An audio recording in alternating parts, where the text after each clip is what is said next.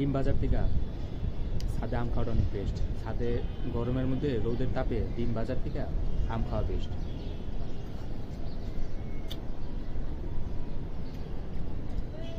আম খান, ওই রোদের তাপে ডিম ভাজা লাগবে না আপনার। ডিম না ভাজা এই যে কাঁচা মরিচ শুকনো মরিচ বাইটটা ঝাল বানায়, নাগা ঝাল বানায়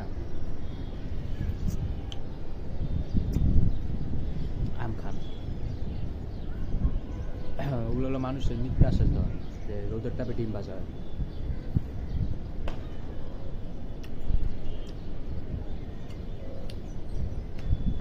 অনেক টক, মানে